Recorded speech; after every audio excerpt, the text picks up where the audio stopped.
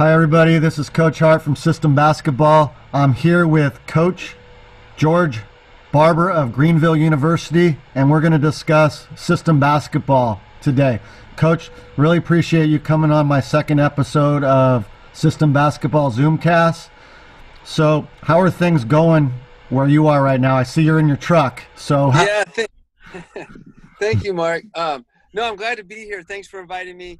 I am in my truck. I am in Illinois. I'm in Southern Illinois, and we are still under the COVID-19 shelter-in-place deal. And so we have camps a whole month of June, and they would not allow us to have them under, like, it's 10 or less people. But if you go outside, it's okay as long as you stay 6 feet apart.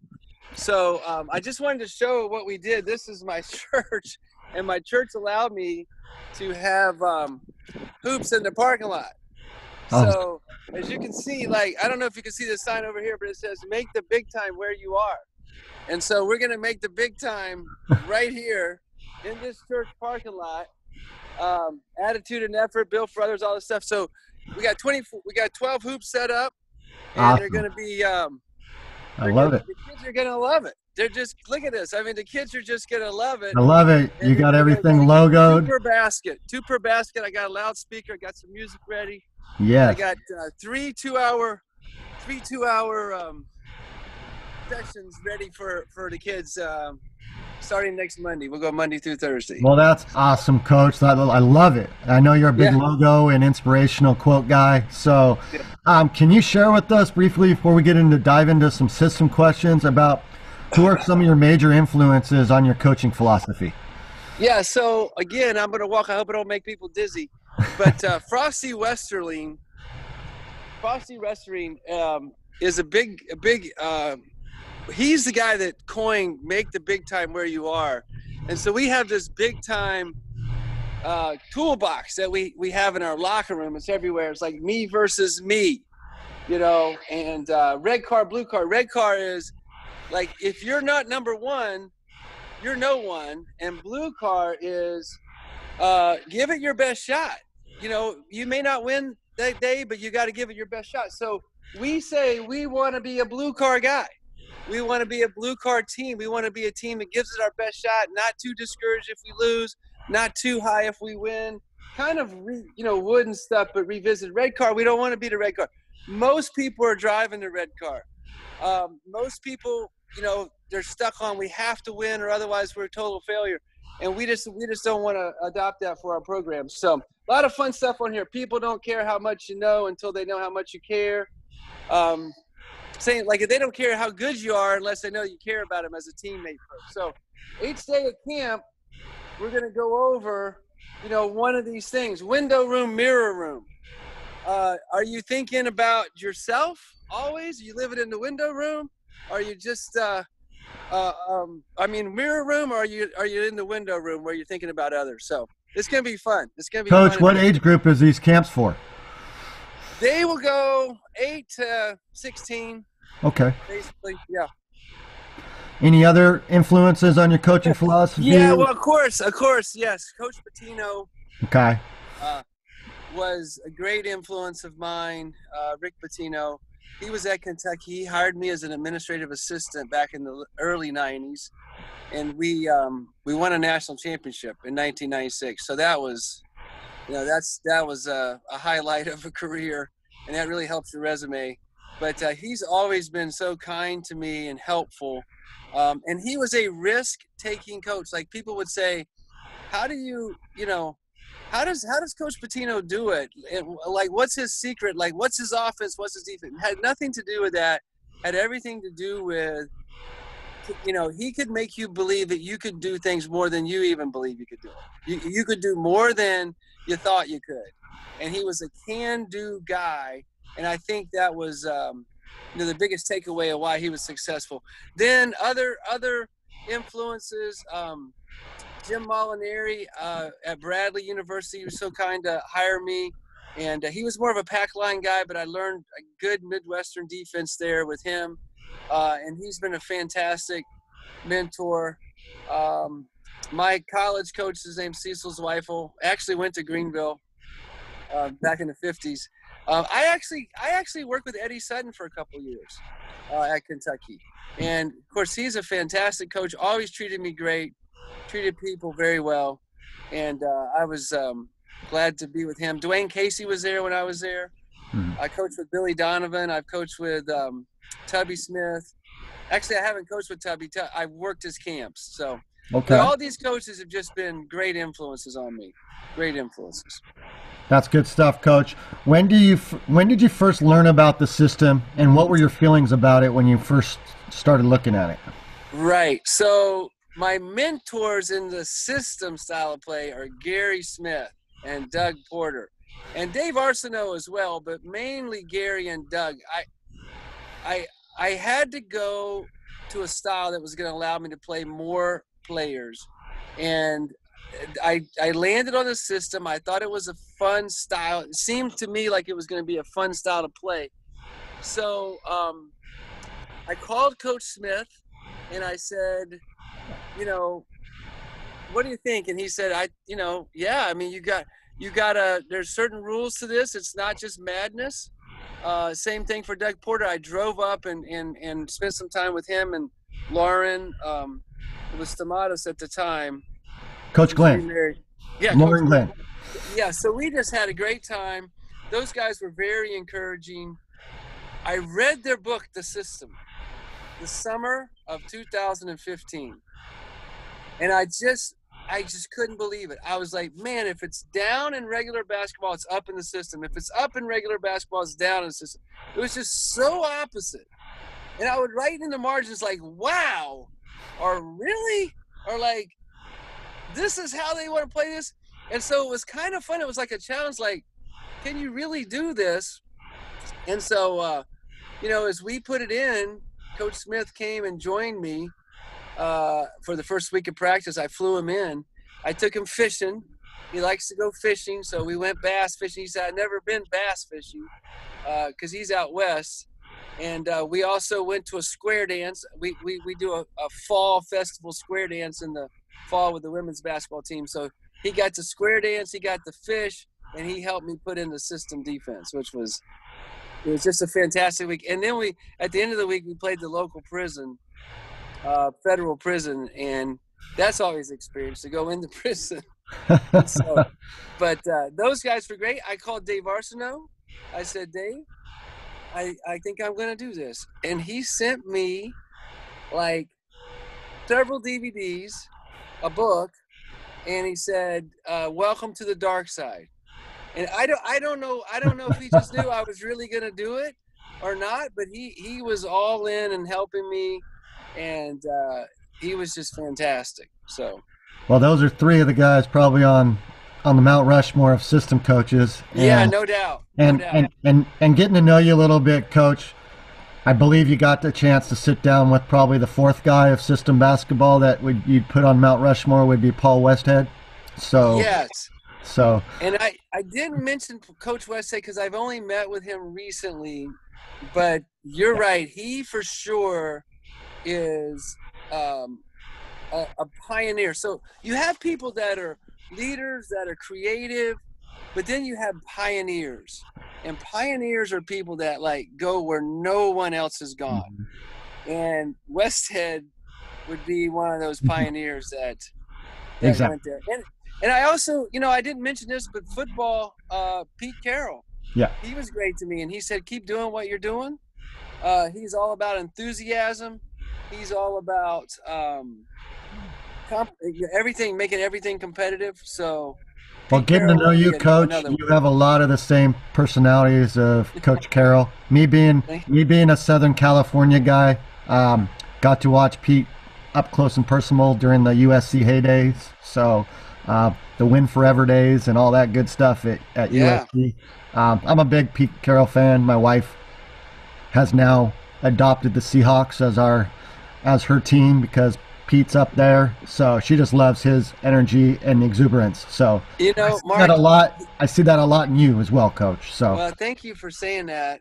And he treated me so well, I couldn't believe it. I went and visited, and he went out on the practice field, and I was sitting there. I think I may have told you the story, but he came over, spent 20 minutes with me on the practice field, and I'm standing beside another guy, and he says, "You got to talk to this guy," talking about me to this other guy.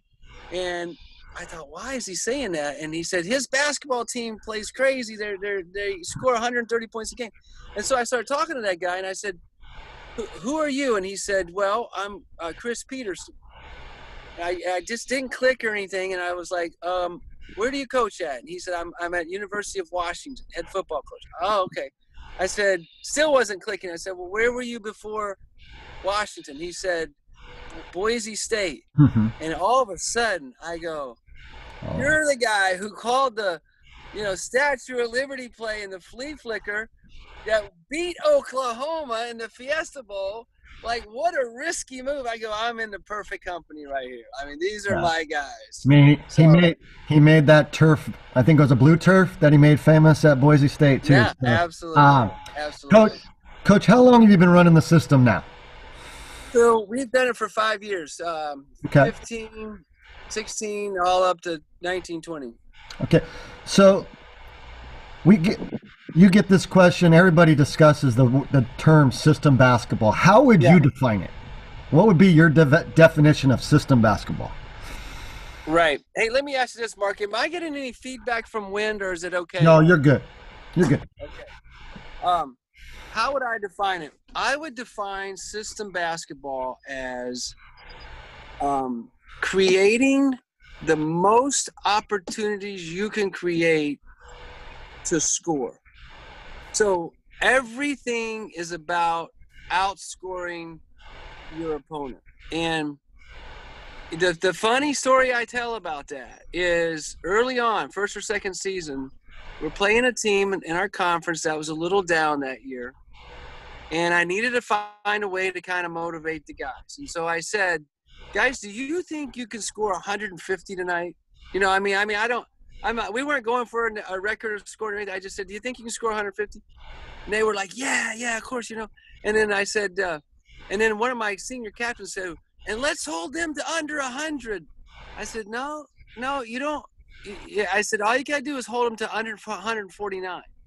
And so it's kind of funny, but you're not going to score 150 if you don't run and also have the other team running. Like, you're not going to hold them to a certain number while you're scoring some great, fantastic number." So I think the definition of system basketball is to create the most opportunities to score that you possibly can. And the offense, Gary Smith will tell you this, the offense and the defense have to go together. So, if you're not pressing, you're not going to be playing as fast as you can on offense. So it's really they got to complement each other. Okay, Coach, that's good. Yeah. What are your system goals at Greenville? Right. So what we decided on was 100 shots. 50 of those shots need to be threes. We try to grab 35% of the offensive rebounds that are available. So when we miss, we try to basically grab a third of the shots. And so we're sending 4 guys to the offensive boards. And so you take their defensive rebounds and your offensive rebounds divided by your offensive rebounds. And if that's 35%, we hit our goal. But it's, like I said, basically a third. So we're sending 4 guys, very risky. If we don't get the rebound, I was just talking to Josh Pastor this week about this. He's at Georgia Tech, and we were talking about, what happens if you don't get the rebound? Well, you just immediately turn and press. You take the closest 2 guys and press. So then the last 2 goals are 32 turnovers forced. And the last goal is 25 more shots than the opponent. And to me, that's the most important goal. 25 more shots than the opponent. So, basketball is back, offense, defense, jump ball, offense, defense, offense, defense. And the system is jump ball, offense, defense, steal, offense, defense, offensive rebound, offense. And so it's a volume thing of creating 25 more shots attempts than the opponent. And the theory is some of them are going to go in. Yeah. And you'll win the game. I know there's many, Coach, but what do you think is the biggest misconception of playing system basketball? That it's helter skelter, it's street ball, and it doesn't have any structure. And that's the farthest thing from the truth. It's very structured. It's very you have to have extreme discipline to play it at such a high pace. You have to have incredible trust of your teammates. It weeds out selfishness like that. Like, you don't want that. No coach wants that. And this like bubbles that up to the top so quick. If you're selfish, you can't play in this style. You could. So it weeds out things that you want to get weeded out. It allows for greater participation. It gives you quickly a more opportunity for trust. So those are things I think that, the misconception is it's not organized or it's not structured. And the reality is exactly the opposite of that. It's very structured. It's just highly risk-taking. That's all. What do you think? You've referenced Coach Porter, Coach Smith, the coaching system book, the Bible for coaching the system. Absolutely. In most people's eyes, that's a must. So what do you think? I know their book covers about 10 of them. What do you think is the biggest criticism from people outside the system community of the system? Yeah. So there's two. There's two. The first is, the first is like, you're not keeping your best players on the floor at all time. Like, that's going to be a big criticism. And I would say, I get that, and that might be true, but are your best players still your best players if they're tired and if you're trying to play at such a high pace? And the whole way we set up sport in America is frustrating to me. It's not like this in any other country, because we are all tied to schools and there's limited number of people that can play. So if you go to Europe or any other country, they have, you don't have to have your grades to play. And I'm big on, I have a doctoral degree. Education is very important to me. It's the key to people, moving forward and being successful in life. However, if somebody's good at sport and they may be struggling academically, you can still play if you are in a country that has a club system deal. So greater participation. It's not like that in America. The system allows you to have greater participation. The other thing that you asked me what people struggle with, right? What the biggest, one of the criticisms of the system, yeah. So the other thing is, you're not playing defense, and again, that's the farthest from the truth, because we got like 5 plaques in my office just from this season, and 3 of them are 2 or 3 of them are related to defense, like leading the nation in steals, and so turnovers forced. So you are playing defense. It's just that other people see layups and dunks on your team, and they're like, if you could just stop that, you would have. Oh, can you hear those weed eaters? No, we're good. We're good, Coach. You're good? Yeah, we're good. Okay. They would say, if you could just stop that layup, you would be great. You'd be a great team. And I'm thinking, you don't understand. We have a sign up in our locker room that says, "Get steals, not stops." Yeah. So like, we're all about forcing turnovers and forcing steals, and not so much about stops, as long as it doesn't take long. Like, we don't want you to score at the end of a 30-second shot clock. We don't want you to ever score, but if you do score, we want it to be quick. And so we're going to take a risk, and then if you see the basket, you're going to be so relieved to be open that you're going to take that shot quickly. And so Paul Westhead tells a great story about this. He says, his assistant coach said, if we could tell Hank, I tell you what, this guy's getting louder and louder. If we could tell Hank Gathers to go over here and play help side, I'm gonna pull around the other side. We'd have a great defensive team. And so Westhead said, Hank, when the guy drives down the lane, I want you to slide over and play help side. So Hank did it. And then after 2 or 3 times, the point guard goes, well, I'm just going to kick it out here for a jumper or an outside shot. And then Coach Westhead was like, oh, we can't have that. And then we're not trapping and we're not playing fast. And so he kind of got frustrated with Hank. And Hank said, Coach, what do you want me to do? I can't do both. And then he said, I want you to trap and not worry about the help side. And so that's what I'm saying. You just can't do both.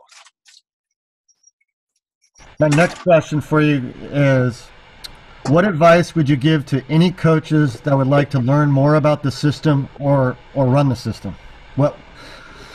Yeah, so here's a couple things, Mark. Number one, you got to get Gary and Doug's book. Like, you can't do it without that. Like, that is like the first thing, and you need to read it, because you'd be doing yourself a disservice to try to put in any offense or any defense or any style of play without doing your homework first. So that's the first thing. We have a video. I have a video. You could get that. And it shows you some things that, you do during. So those things could be helpful. But here's the next thing. You gotta write a letter. You have to sit down and write a letter. Like, this is a Frosty thing. You got to ink what you think and say, why do I want to do this? And then present that letter, doesn't have to be long, to your athletic director or principal or whoever is, your supervisor, to say, parents and players, we're going to do this, and this is what it's going to be like. And so, I'm not catching you off guard. Like, that's super important. I just find it ironic because I'm installing the system, Coach. You know this. And I know. If I ran flex offense, I wouldn't ever think that I would have to write a letter to my admin and describe to them that I'm going to play a certain. So it just kind of boils my mind to an extent that. But I've heard it. That's a common one that I've heard. And the PowerPoint and and the buy-in of your kids, talking to your best players and stuff like that. You just got to do a little marketing scheme before you do it. And it's because it's different.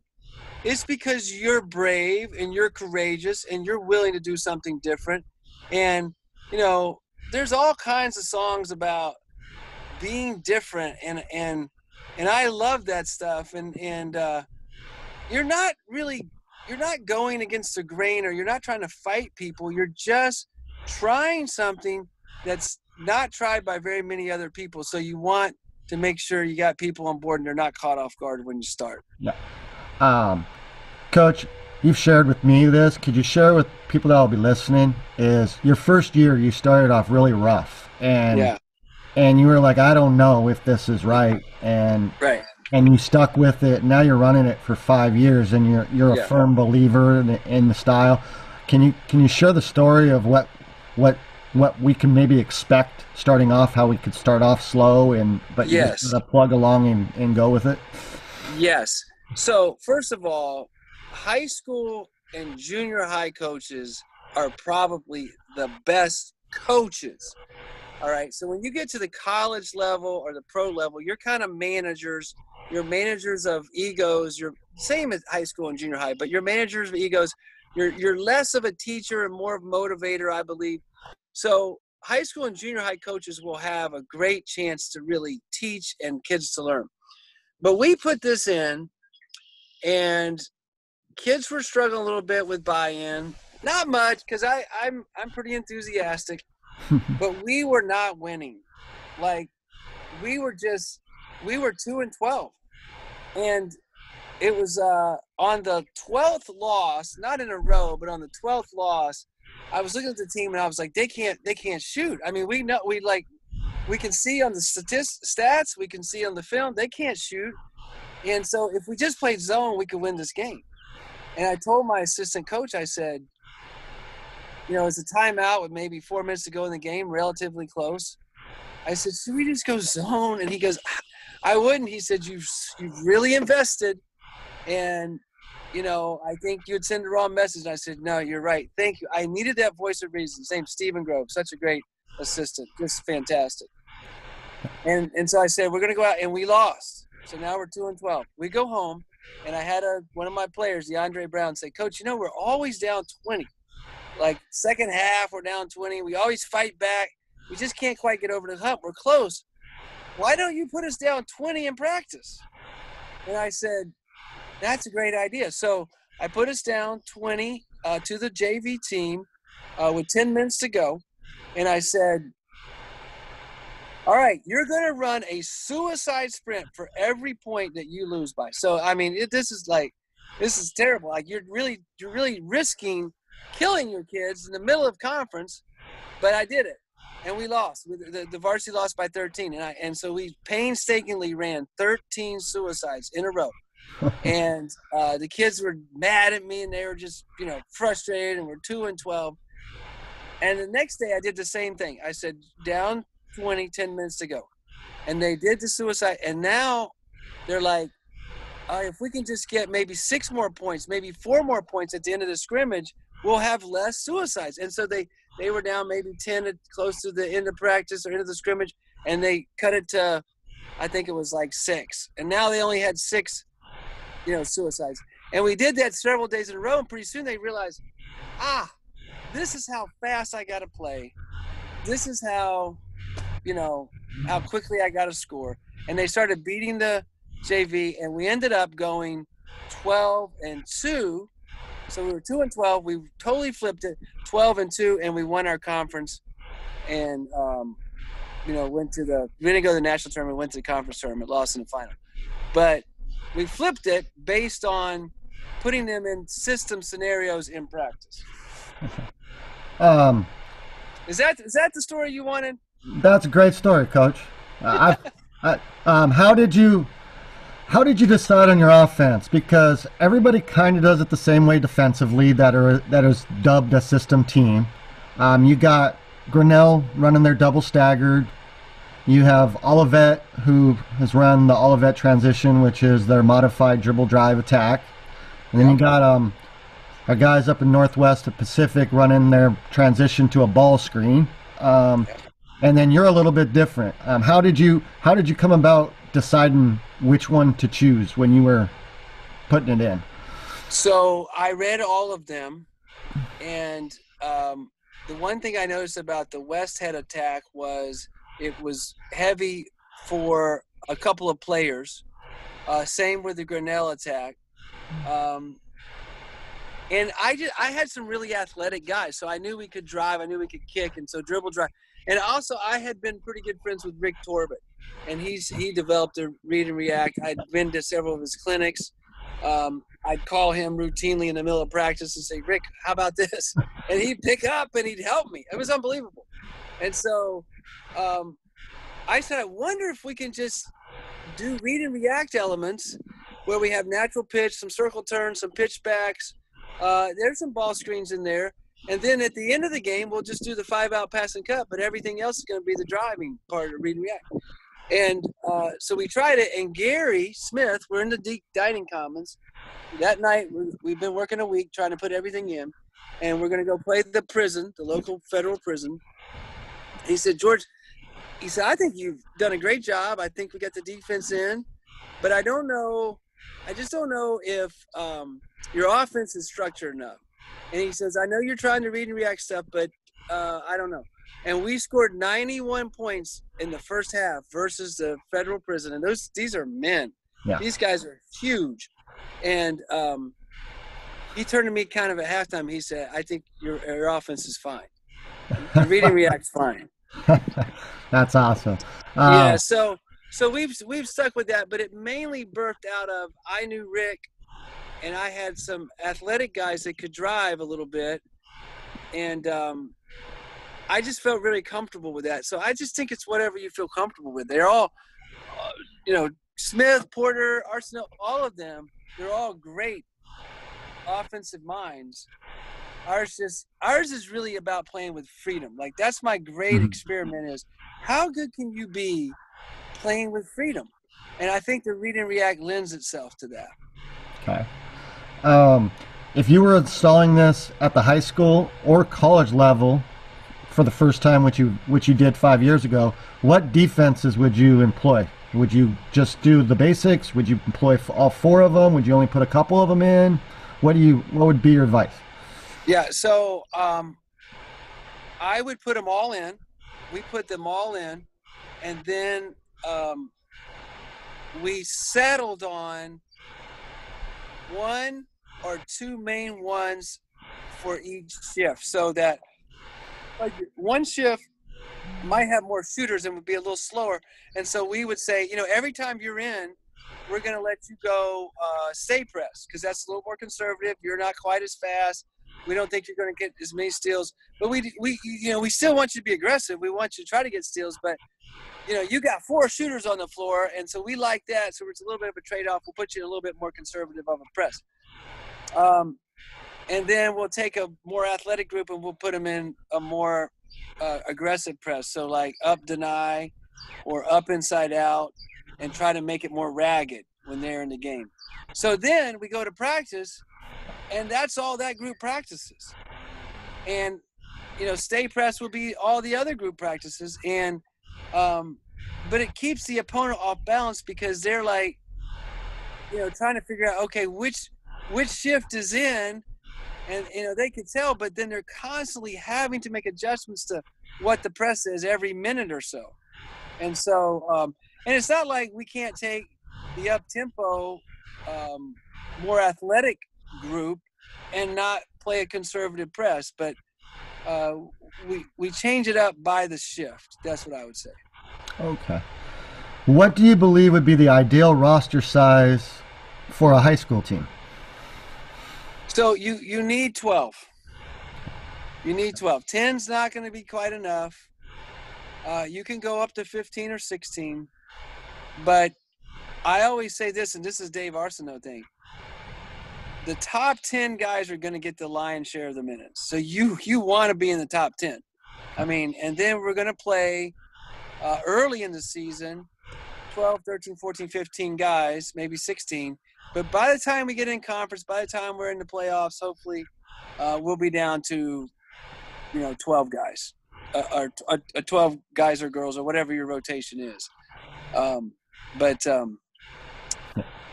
I don't think you can go much less than 12, and I think 12 to 15 is good. So I've always thought 18 is a perfect number to have on a team. I'm a big crowd guy, and that way you have 3 groups of 6, and your last group of 6 is going to be a control group. Most of the practice. Just playing a little devil's advocate with you, me being a high school coach. Yeah. I've heard 13 is a great number, because you have your 10, you have a third string point guard, like a third string wing, and a third string post. Yeah. But I'm also playing around with bringing up like my top 5 JV kids. So that gets me at that 18 number. So your bottom 3 and your 5 can go against your top 10 in practice. Because I think at the high school level, I only want to keep the amount of people that I'm going to play. Because if I'm running a system and it's participation and I keep 16 or 17 and kids don't play, it's going to cause a problem. So you can have your JVs, because you have your JVs and freshman teams in high school. So then you could still use players like you have a JV program. So, I mean, I think that's kind of what you do as well. So those are things that I'm messing around with by talking to you guys and learning of how I'm going to implement this. And I think you're brilliant. I think you're exactly right about your numbers you're talking about. You probably know, everybody knows their program better than anyone else knows it. And the other thing is, whenever you do pull up those JV guys or freshman guys, how encouraging is it going to be to those guys to even just scrimmage against the varsity? They're just going to love it. They feel like, oh, I'm getting a shot. Coach is looking at me, so I don't know. I think it's a win for everybody if you pull them up and let them play your control. This has Some been asked leaders on the. pulling around again. This one's been asked on the Zoom clinics a few times. Would you recommend it for the JV or the freshman team, or would you just run it at the varsity level? So I would recommend it. I'm trying to get away from the weed eater guy again. I would recommend it, but modified. Okay. So in other words, quickly doing some shifts, but modified in this sense, that they don't necessarily have to press, the whole time, or, whatever modifications you can make to work with people that are, the number of players that you have. That's how I do it. So I would go full out, 100%. Our freshmen, they got so much better. My son played on that team this year. They were down like 20 at the last game of the season and came back and won. They did that several times at the end of the year. They'll get so much better. And those that do move on to varsity are going to be, that much more ahead. So I would run it as much as I possibly could, but you may have to modify it. So. Okay. Have you had, or what was the biggest mistake you made installing the system, if you can pinpoint something, like when you first started getting going? Yeah, so biggest mistake, I would say, Did I trust you? maybe I'm away from the weed eater now. Maybe underestimating the number of how difficult it was to get guys to buy into the shifts. Okay. So, and I would that'd be a weed I would pull out of the garden and stomp on that weed 2-3 days in a row, because I would say, how about this guy? He comes out, he says he's not tired. He's not giving it to us. He's not, and then I'd bring it up the next day and bring it up the next day to get him to know that you got to play so hard, 100,000 miles an hour with your hair on fire, and then you're going to be exhausted and you're going to want to break, and then you go right back in. So they don't have to worry about that. So. What are your system shifts look like, Coach? Are they about a minute, or what are they? Minute. Yeah, we try to do a minute. Okay. We try to do 1 minute. Have you had to make any adjustments over the last 5 years now that people have seen you multiple times and know that you're a full-grown system team? Are they making adjustments to take things away? So of course they're going to try to make adjustments, but I like a lot of the really smart coaches they're all smart in our league. We have a great group of guys, but they will sub at the end of a free throw or a dead ball, especially at the end of a free throw, to stop and be able to get their defense set so we can't fast break on them. That's an adjustment that we've had to the teams have made that we've had to overcome. 1 year, the coach at Eureka, this is in our conference, got the football quarterback to join the basketball team so he could put him inbounding the ball and just knife up our press with beautiful pinpoint passes. And he did. I think we split that year. But, so there's things that people do, and I love it. It's a great gamesmanship adjustments, and then we got to come back and make another adjustment, make a wrinkle in our press offense. And so, in our press when he got the quarterback inbounding the ball. So we have to make adjustments as well. Well, Coach, in 2018, 2019, you broke Coach Smith's record, scoring 135.1 points per game. How high do you think you guys can get? Where do you think the system can go, and how far more can you push the limits? Right. There was a Nike commercial that said, it starts off, it says, you can't break a 2-hour marathon. Scientifically, they've done the research. It's not humanly possible to do it. And then they said, so, and it's ... we're going to try. And I love that commercial. I love when everybody says, you can't do something, we're going to try. So I don't know what the limits are. I will say this is the thing that holds you up is sportsmanship. Because if you do have a good enough team and you are beating teams, and then all of a sudden you're just trying to get a bunch of points to set another record, I mean, people are going to say, well, that's not good sportsmanship. Some people will. And I would say I can understand them saying that. So, yes, we knew exactly where we were all along the way on that season. Yes, it was fun to break the record. No, I don't want to damage a bunch of relationships along the way, to necessarily set more records. I don't know what the upper limits are. If teams are running with us, I don't know. I don't know if it could be 150 a game, 140 a game. But again, teams have to run with you, and you have to be willing to say enough's enough if it's going to cause damage to a relationship. I don't want to do that. Why don't you think more coaches try to run this? Is it job security mainly, or is it just too outside the box for people? What do you think it is? Yeah, it's the culture of winning. It's the all important emphasis on winning. And if you give teams this much freedom, which the kids love, the fans love, the opposing team loves, the refs don't love it as much because they got to run more. And, maybe the opposing coach. But if you give teams this much freedom and encourage them to play this fast, it's so frenetic that sometimes you would feel like I'm not controlling it. And because you feel like you either put the pressure on yourself to win, or maybe the culture, or maybe the school's putting the pressure on you to win. Because of that, I think less people are willing to try. And it's unfortunate because it's really fun. And the kids really like it. And I've never talked to players that I want to play slower. I hate going to high school games where it's like in the 30s and it's the fourth quarter and the kids are sitting there dribbling, just staring at each other, all in the name of winning the game. I just think, what a waste of time. These kids aren't even going to be tired at the end of this game.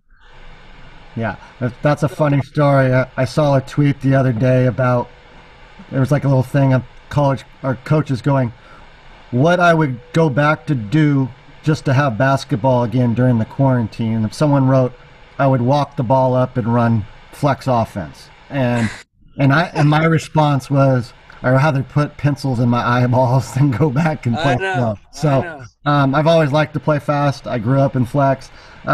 Coach, can you briefly share what a Greenville practice is like? Yeah. So we go the first, of course, I take him down to the locker room, not of course, but I take him down to the locker room, and we always meet 30 minutes before practice, and I have a big time lesson. So I cover those things I did at the beginning of the video. We'll have a lesson on me versus me, or window room, mirror room. So we'll have a lesson like that. They actually take notes. Sometimes we read a book.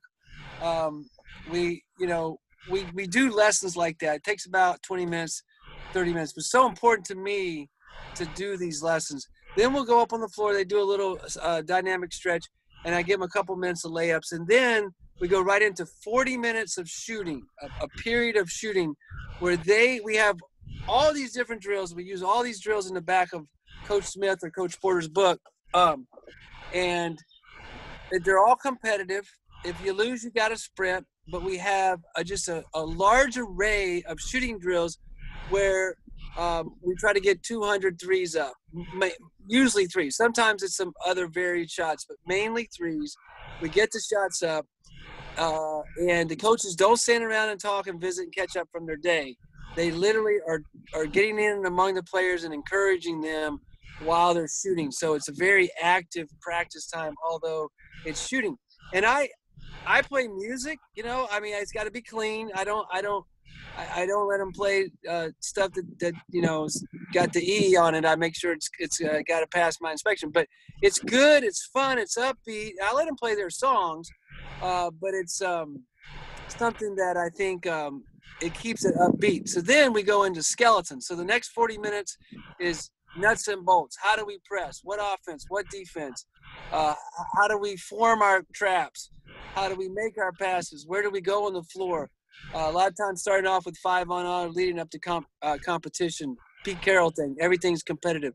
And finally, we end every practice with a scrimmage, every practice. So whether if it's short or long, we're going to do a scrimmage at the end of practice. And those kids are like, we're done? And I'm like, we're done.